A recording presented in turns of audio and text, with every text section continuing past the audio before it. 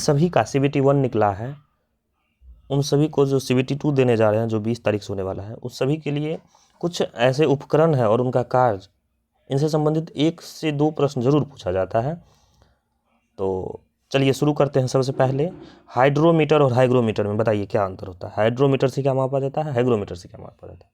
तो आज के इस वीडियो में इसी तरीके से कुछ ऐसे महत्वपूर्ण उपकरण और उनके कार्य को बताएंगे जो विभिन्न एग्जाम के लिए महत्वपूर्ण है, न कि ये सिर्फ CBT 2, आने वाले जो भी एग्जाम है सभी के लिए महत्वपूर्ण है। शुरू करते हैं। सबसे पहले शुरू करते हैं हाइड्रोमीटर।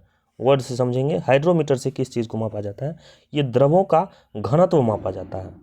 इस चीज़ से द्रवों का घनत्व मापते हैं, ठीक ना। देखिए अब हाइग्रोमीटर, ये हाइग्रो है, ये हाइड्रो है। तो हाइग्रोमीटर से क्या मापते हैं, ये वायुमंडल की आर्द्रता मापा जाता है, ठीक ना। वायुमंडल में कितना आर्द्रता है, इस चीज़ का मापन हम हाइग्रोमीटर से करते हैं, ठीक है। अब देखिए सिस्मोग्राफ। सिस्मोग्राफ से क्या मापते हैं, पृथ्वी सतह पर आने वाले भूकंप के मापन में इस चीज़ का प्रयोग किया जाता है। किस चीज़ का, सिस्मोग्राफ का, ठीक। स्पेक्ट्रोमीटर। स्पेक्ट्रोमीटर से क्या चीज़ मापा जाता है, तो ये पदार्थ का अपवर्तनांक ज्ञात करने के संबंध में, ठीक ना। तो पदार्थ का अपवर्तनांक किस चीज़ से मापते हैं, स्पेक्ट्रोमीटर, ठीक ना। आगे है विस्कोमीटर। ये विस्कोमीटर ये किस चीज़ को मापने के लिए इसका उपयोग होता है, ये द्रवों की श्यानता मापने के लिए, ठीक ना, द्रवों की श्यानता। अब देखिए वायुयानों तथा मोटर बोटों की गति मापने के लिए किस चीज़ का प्रयोग होता है, ये टेकोमीटर का उपयोग किया जाता है। किस चीज़ का, टेकोमीटर का, याद रखेंगे। अब बताइए गैल्वेनोमीटर। गैल्वेनोमीटर से किस चीज़ का मापन करते हैं, तो ये विद्युत धारा की दिशा तथा मात्रा ज्ञात करने में इस चीज़ का उपयोग किया जाता है। देखिए अब ग्रेविमीटर है। कुछ ऐसे उपकरण होंगे जिसका नाम आप पहली बार सुन रहे होंगे, लेकिन कुछ ऐसे उपकरण होंगे जिनको आप पहले भी पढ़ चुके हैं। तो ये सारा इंपॉर्टेंट है, जरूर देखिए इस वीडियो को। देखिए ग्रेविमीटर। ग्रेविमीटर क्या होता है, गुरुत्व मापने में इस चीज़ का उपयोग किया जाता है, ठीक ना। रेडियोमीटर इस चीज़ को किस चीज़ को मापते हैं, ये विकिरण द्वारा प्राप्त ऊर्जा के मापन में इस चीज़ का उपयोग किया जाता है। कौन चीज़, रेडियोमीटर, ठीक ना। अब देखिए सेक्सटेंट। ये सेक्सटेंट है, इस चीज़ से, इस उपकरण से कौन सा मापते हैं, देखिए सूरज, चंद्रमा, टावर आदि की ऊंचाई को ज्ञात करने में सेक्सटेंट उपकरण का उपयोग किया जाता है। देखिए अब है स्फिग्नोमैनोमीटर। स्फिग्नोमैनोमीटर, इस चीज़ से हम रक्तदाब की तीव्रता मापते हैं, ठीक ना।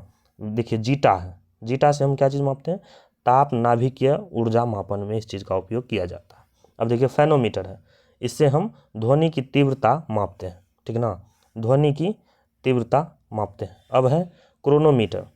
क्रोनोमीटर, क्रोनोमीटर से वर्णों की तीव्रता यानी कि कलर्स की, रंगों की तीव्रता ज्ञात करते हैं इस चीज़ से, ठीक ना। आगे बढ़ते हैं। आगे देखिए ये है क्रेस्कोग्राफ। नाम पहली बार सुना लग रहा होगा, या फिर बहुत सब जानते भी होंगे। इससे हम पौधों की वृद्धि मापते हैं। क्या चीज़, पौधों की वृद्धि।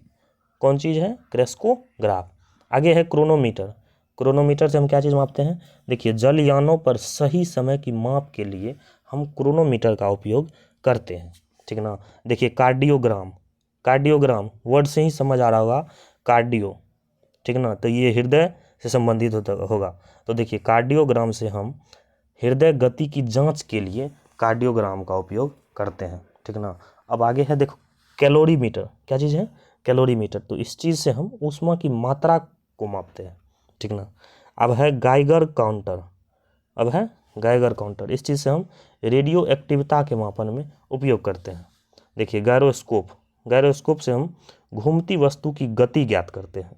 गायरोस्कोप से हम घूमती वस्तु की गति ज्ञात करने में इस चीज़ का उपयोग किया जाता है। देखिए लेक्टोमीटर। लेक्टोमीटर तो हर कोई जानते होंगे, दूध की शुद्धता मापते हैं लेक्टोमीटर से। ओडोमीटर से बताइए क्या मापते हैं। ओडोमीटर से गाड़ी के पहिए द्वारा तय की गई दूरी, पहिए द्वारा तय की गई दूरी हम ओडोमीटर से मापते हैं।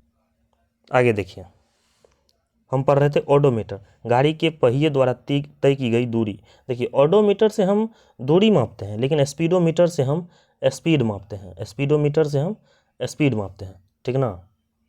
आगे देखिए फैदोमीटर। फैदोमीटर, फेदोमीटर से हम समुद्र की गहराई मापते हैं। अल्टीमीटर से हम विमान की ऊंचाई मापते हैं, ठीक ना। एनोमीमीटर से हम हवा की शक्ति तथा गति मापते हैं, ठीक ना। देखो मैनोमीटर से हम गैस का दाब ज्ञात करते हैं। और बैरोमीटर से हम वायु दाब मापते हैं।